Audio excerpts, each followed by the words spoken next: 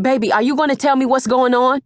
Tasha pleaded as she followed Trae, who was pacing from room to room in an attempt to calm himself down. His last words to her had been, "We gotta go back to New York." But those words had been spoken over a half hour ago. "Trae, be fair. You can't keep me in the dark like this." "Shaheen. It's my cousin Shaheen." His voice cracked. "Shaheen? What about him? Isn't he still in New York?" "He's gone." "He's gone? What do you mean he's gone?" Tasha asked, even though in her heart she already knew the answer. "They found him bound and gagged. They stuffed him in a New York Housing Authority bag, Ma. They treated my cousin real dirty. Motherfuckers!" He spat before he punched the wall. "Baby." Tasha embraced Trae warmly. She squeezed him tight and whispered in his ear, "I am so sorry." She held him close as he cried, releasing a lot of his frustrations and hurt. She had a flashback and thought about the day that she met Shaheen for the very first time. She had been with Angel, her other childhood homegirl. She and Trae both considered Angel like family. Angel was dragging Tasha to a party that Kaylin, Angel's newfound man and Trae's partner, was going to be at. Tasha didn't want to go because she hadn't heard from Trae in almost a week and wanted to be home in case he came by. And of course she was very worried, especially since Kaylin hadn't seen or heard from Trae in a couple of days either.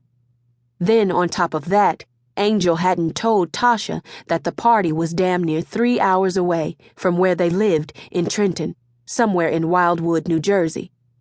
Angel kept saying, "You know I would do it for you." "Angel, 3 fucking hours? You can't just wait for the nigga to come by your house? This shit is crazy." Tasha rolled her eyes and slammed the passenger side door, damn near tearing it off its hinges. "It's not 3 hours. 2.5 tops. Tasha, you don't understand. This nigga just does something to me. He's like a drug. I'm telling you, he is the one. Watch what I tell you. This nigga is going to have my babies," she joked. "Plus, you know he didn't want me to come by myself. He told me to snatch you up." "Bitch, just drive before I jump out this car and take my ass back in the house," Tasha snapped as she whipped out her cell phone and dialed Trae again, only to get his voicemail. She had started to hang up, but decided to leave a message, only to be surprised by Trae's message recorded on his voicemail. "Yo, if this is my baby, Daddy is on his way over, so take your ass home. To everybody else, fuck y'all. Please leave a message after the beep." Tasha decided she would do just that. "Trae, you went through all of this trouble to change your voicemail message when you could have easily exerted that same energy to call me. So if mommy is not home when you decide to stroll in, fuck you." Click. Tasha sighed. "Bitch, you dick whipped, and the nigga got you open like 7-Eleven, so just chill out and take this ride with me. He got the key. He'll be in the bed asleep when you get there."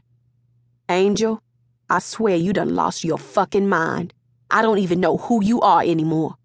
Tasha and her girlfriend, Jazz, had met the cousins Kyra and Angel in the 7th grade. They all had bonded like sisters and been a clique ever since. They had all hooked up with drug dealers, because at the time it was the thing to do. Angel's boyfriend was a pimp and a dope boy who had disappeared and who they all assumed was dead. So Angel had moved on. She and Tasha were at a club in Philly one night when Angel spotted Kaylin. Even though she had vowed to leave all hustlers and thugs alone, Kaylin had her at hello. When they arrived in Wildwood, it was still early. There was no need to wonder which house was the party house, because cars lined the street all leading in one direction. Plus the music, people, and decorations made it obvious. Lanterns of various colors lit up the property, and even though there was a chill in the air, partygoers were hanging outside, drinking and partying. Angel flipped open her cell phone as they got out of her car and dialed Kaylin. "Yo, beautiful, where you at?"